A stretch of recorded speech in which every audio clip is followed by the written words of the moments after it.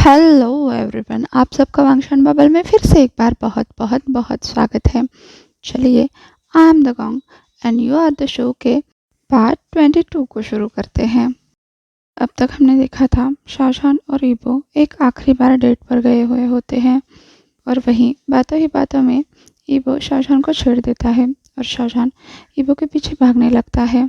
ईबो बहुत तेज भाग रहा था पर शाहजहान जल्दी भागकर ईबो को पकड़ लेता है और जोर से चिल्लाता है, पकड़ लिया। और इस बात से दोनों भी डिसबैलेंस हो जाते हैं।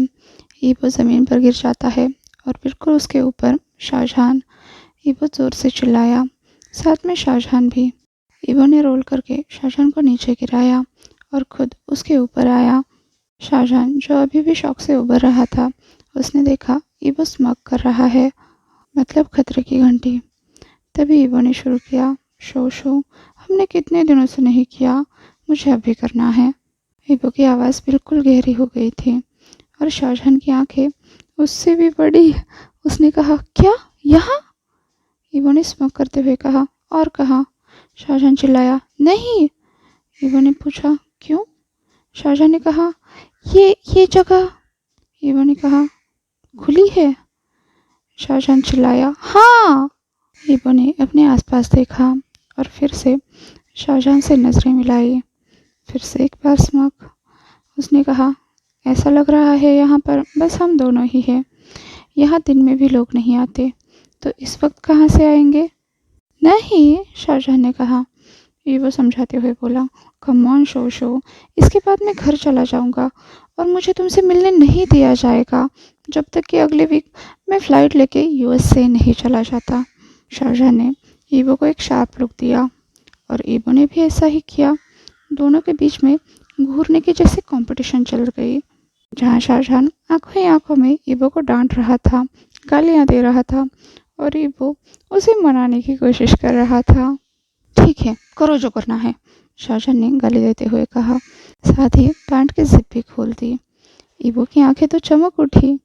उसने तुरंत खुद को शाहजहान से अलग किया और वो खुद भी अपने कपड़े उतारने लगा। दोनों भी इस खुली जगह पे एक दूसरे को टच करने लगे, रब करने लगे। तभी ईबो शाहजहान के नेक पर पहुंच गया। वहां पर ईबो के दांत महसूस होते ही शाहजहान चिल्लाया, ईबो, हिक्कीज नहीं। ईबो ने कहा, पर मुझे अच्छा लगता है। तुम्हें मेरे लव मार्क्स के साथ देखना बनी। फिर क्या था, वो लगातार अपना आर्ट करता रहा और ख़त्म होने के बाद बोला, ब्यूटीफुल। शाहजहान अपनी चेस्ट को नोटिस करके क्रिंज कर गया, फिर भी अपना सर पीछे झुका लिया, पूरी तरह से ईबो को एक्सेस देके। ईबो अपने वियर्ड तरीके से शाहजहान की, उसके प्राइड की तारीफ करते जा रहा था। शाहजहान ने उसे गाली देकर चुप रहने को कहा, तो ईबो ने कहा, बेहतर है तुम चुप रहो जब तक मैं अपना काम करूं। दोनों वहीं पर ओपन एरिया में लव मेकिंग करने लगे, जहाँ पर बस ठंडी हवाओं के साथ उन दोनों की ही आवाज़ें गूंज रही थी। आगे ईबो शाहजहान को घर छोड़ने के लिए आ गया। शाहजहान थोड़ा सा लंगड़ा कर चल रहा था उनकी इंटेंस एक्टिविटी की वजह से, पर ये पहली बार से काफ़ी ज़्यादा बेहतर था। ईबो ने कहा, जान तुम सच में नहीं चाहते कि मैं यहाँ पर रुकूं?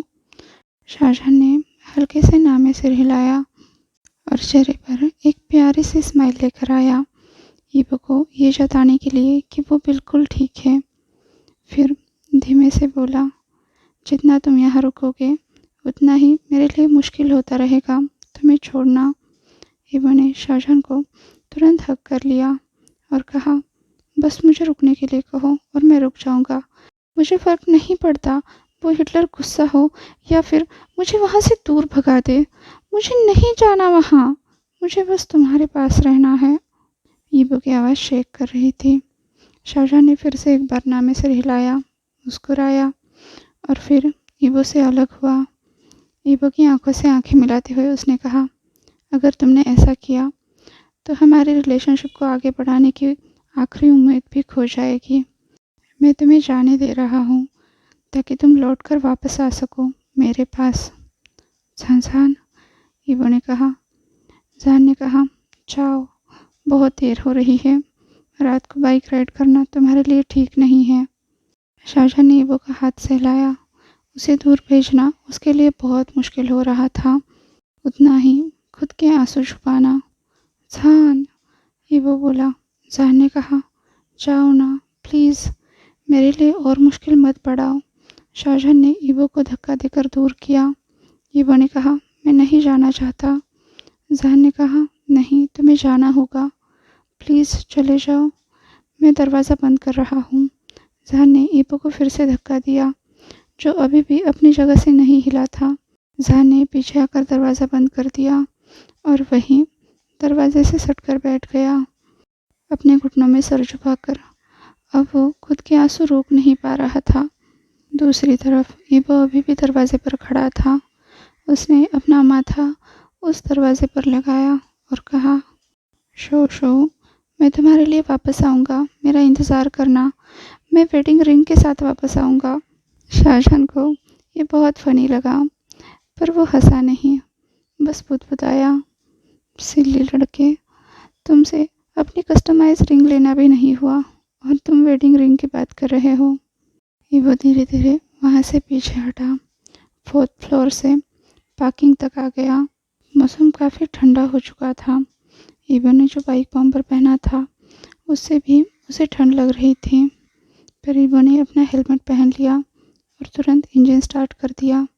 फिर से एक बार उस बिल्डिंग की तरफ देखा जहाँ पर उसका दिल छूट गया है।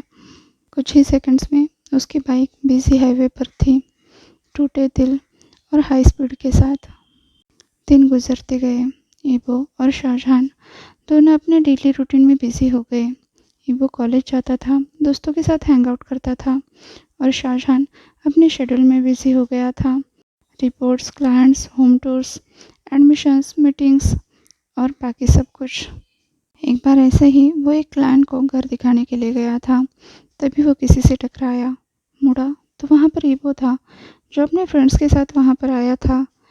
ये गोचंग के घर के पास ही था। जान जान, ईबो ने तुरंत जान को आवाज़ लगाई। शाहजहां, जो अपने क्लाइंट के साथ बातें कर रहा था, उन्हें घर का हर एक कोना दिखा रहा था। उसने ईबो पर ध्यान ही नहीं दिया, जैसे ईबो कोई पासर बाय हो, जैसे अचानक से वो जान के लिए बिल्कुल स्ट्रेंजर बन गया हो। उस घर का दरवाज़ा अभी भी खुला था। शाहजहां उसके अंदर था, लेकिन उसने ईबो की तरफ ना तो देखा, ना ही उससे बात की। ईबो का तो दिल ही टूट गया। पिछले कुछ दिनों से वो दोनों अलग हो गए थे, लेकिन ऐसा लग रहा था जान ने सारे कनेक्शंस तोड़ दिए हैं। ईबो मुस्कुरा रहा था, उसकी आंखें चमक रही थी, पर जान के इस तरह से इग्नोर करने से उसे पता नहीं क्या हुआ, उसका चेहरा उतर गया। वो बहुत ज़्यादा उदास हो गया। उसे क्या चाहिए था? बस एक हाय जवाब में, पर उसे कुछ भी नहीं मिला, ना स्माइल, ना ही रिकग्निशन। ईबो वहीं ज़मीन पर बैठ गया, दीवार से सटकर। अपने घुटनों में उसने अपना चेहरा छुपाया। गोचेंग और फैंशिंग तुरंत उसके पास आ गए। ईबो को समझाते हुए गोचेंग बोला, हे ईबो, शाहजहां के ऐसे करने के पीछे ज़रूर कोई ना कोई वजह होगी, उदास मत हो। ईबो ने कहा, पर वो मुझे इग्नोर कर रहा है, क्यों? फैंशिंग ने कहा, मुझे नहीं लगता वो तुम्हें इग्नोर कर सकता है। देखो, तुम्हारी रिलेशनशिप के बीच में अभी बहुत बड़ा बवंडर चल रहा है, क्योंकि बाकी सब भी इसमें इन्वॉल्व हो गए हैं। तो मुझे नहीं लगता तुम्हारी तरफ से कोई प्रॉब्लम है, ना ही उसकी तरफ से। या फिर हो सकता है वो तुम्हारे लिए स्ट्रांग बनने की कोशिश कर रहा हो, ताकि तुम यहाँ से खुले दिल से जा सको। ईबो ने तुरंत अपना चेहरा उठाया और अपने दोनों दोस्तों की तरफ देखा, फिर बोला, मैं उससे बहुत प्यार करता हूँ, मैं उसे नहीं छोड़कर जाना चाहता, पर वो मुझे खुद से दूर भेज रहा है। ईबो रोने लगा। तब गोचिंग उसे समझाते हुए बोला, ईबो, ज़रा अपना दिमाग लगाओ, वो तुम्हें खुद से दूर नहीं भेज रहा है, वो बस तुम्हारे लिए बेस्ट चाहता है। वो चाहता है कि तुम सक्सेसफुल बनो। यूएसए में जाकर ऐसे गधे की तरह बिहेव मत करो, वहाँ पर कोई होगा नहीं तुम्हें देखने के लिए। गोचेंग गुस्सा हो गया, तो ईबो ने उसे घूर कर देखा, फिर उसे जोर से लात लगाई। फैंशिंग ने पहले चक्कर किया और फिर गोचेंग को चेक किया, कहीं उसे जोर से तो नहीं लगी, पर शुक्र है उसका फ्रेंड ठीक था। फैंशिंग ने अपने दोनों दोस्तों को उठाते हुए कहा, चलो घर के अंदर चलते हैं। यहाँ बहुत ठंडी और तेज़ हवाएं चल रही है। सभी गौचेंग के घर के अंदर चले गए। तुरंत पीछे से फैंशिंग ने दरवाज़ा बंद कर लिया। दूसरी तरफ शाहजहां ने अपने क्लाइंट्स को घर से बाहर भेजा। दोनों ने एक दूसरे को बॉक किया। शाहजहां ने कहा, थैंक यू। आगे जो कुछ भी होगा उसके लिए प्लीज़ मुझे कॉल कर दीजिएगा। अपना फैसला आप जल्द ही सुनाएंगे ऐसे आशा करता हूँ। वो क्लाइंट वहाँ से चला गया शाहजहां को गुड बाय करके। शाहजहां ने भी एक खुशी वाली हंसाई की। फिर उस तरफ देखा जहाँ अभी अभी उसने ईबो को देखा था। अब शाहजहां के कदम लड़खड़ाए। वो वही दीवार के सहारे खड़ा हुआ। फिर धीरे धीरे नीचे खिसक गया। अपने घुटनों में सर छुपा लिया और हल्के से सिसकियां लेने लगा। बुदबुदाया, मैं तुम्हें बहुत मिस करूँगा। साथ ही उसने मन में ठान लिया वो ईबो के लिए बहुत स्ट्रांग बनेगा, उसे ढाढ़स बंधाएगा ताकि वो उससे दूर हो सके। वो ये सब उन दोनों के लिए कर रहा था ताकि ईबो एक दिन सक्सेसफुल बनकर वापस आ जाए, चाहे इसके लिए कितना भी वक्त लगे।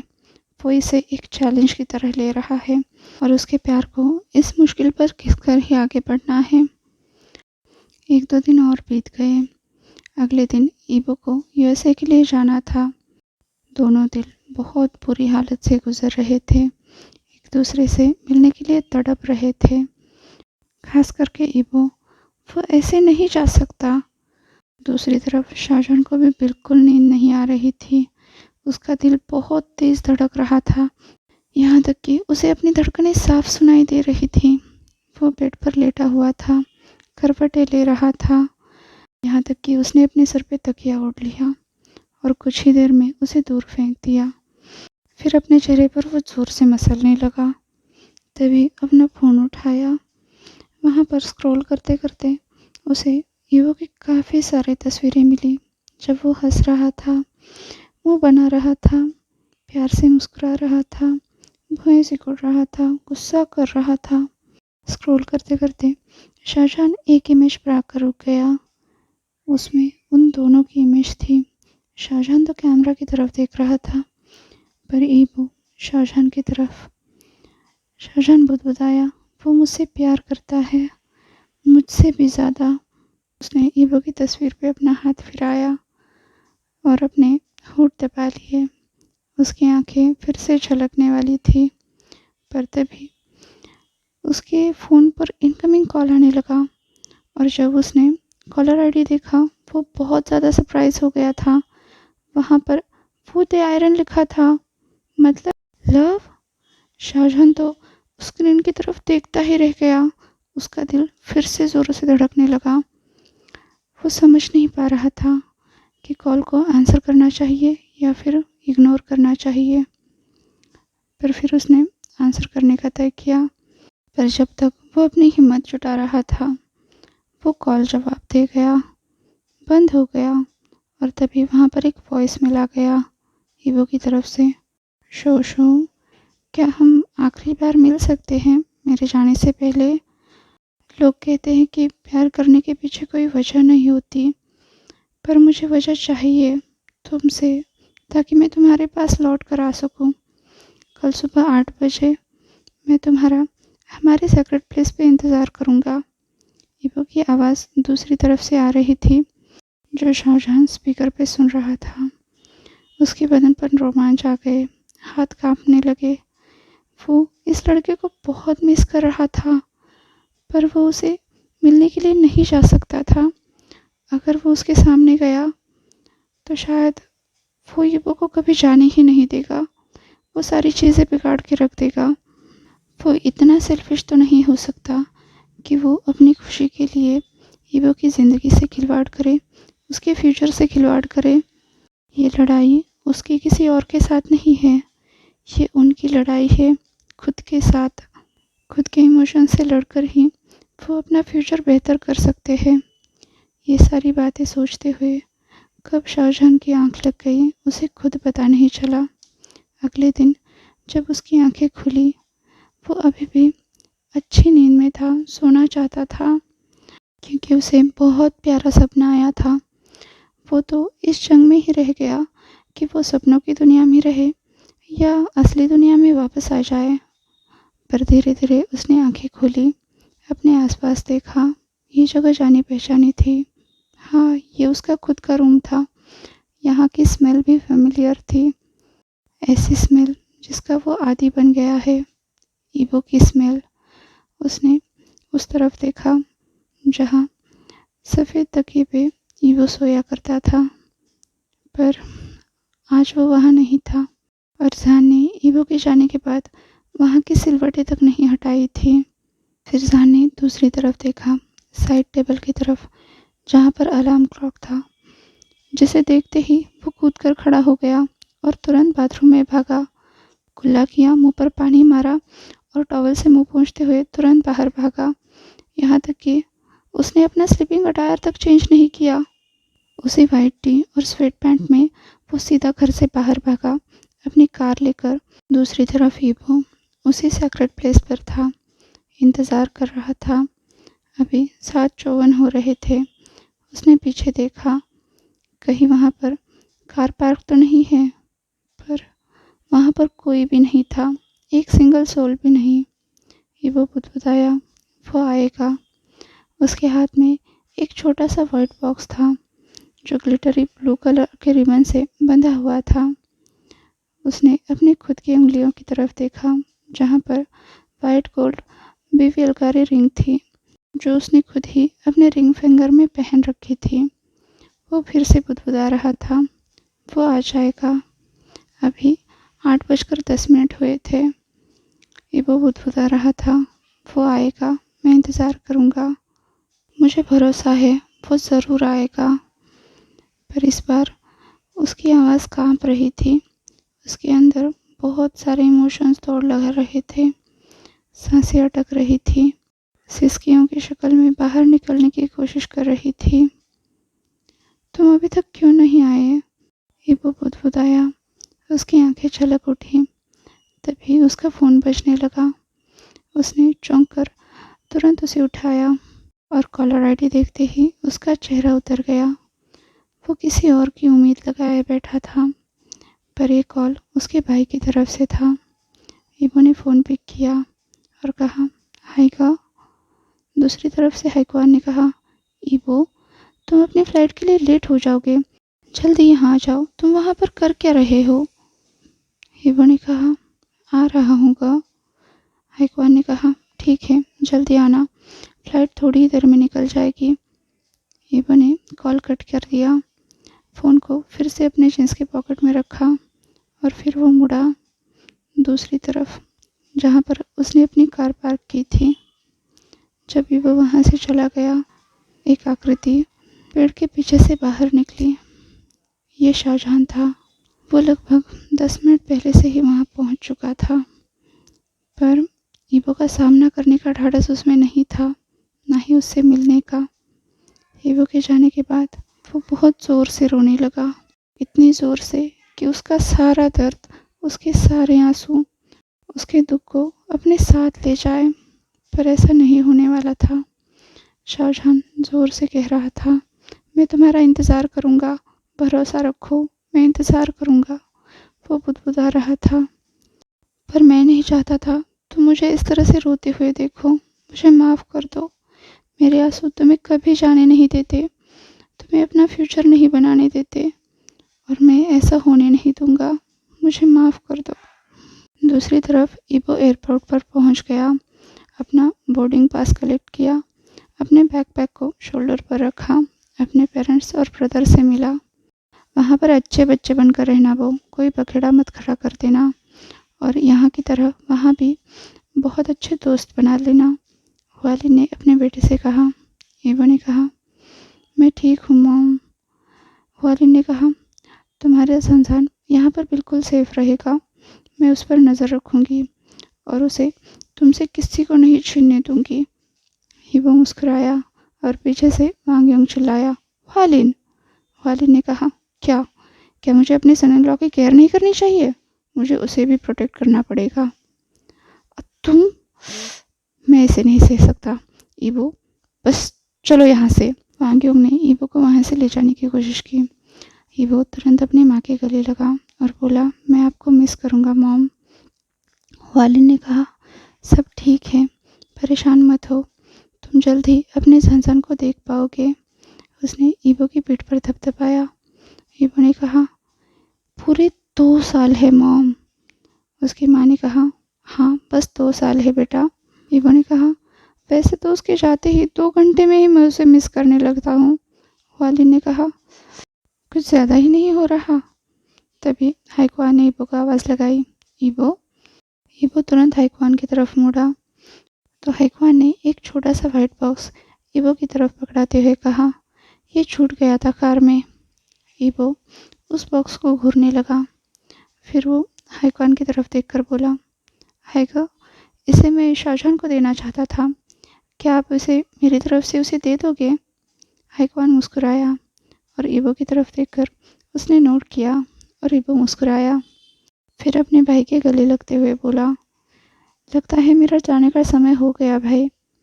उसने अपने डैड को भी बाय किया और वहाँ से चेक काउंटर की तरफ निकला। जब ईवो की पूरी चेकिंग ख़त्म हो गई तभी उसका फ़ोन बजने लगा। आज के लिए बस इतना ही, आपसे कल मिलती हूँ, तब तक के लिए अपना ख्याल रखिए।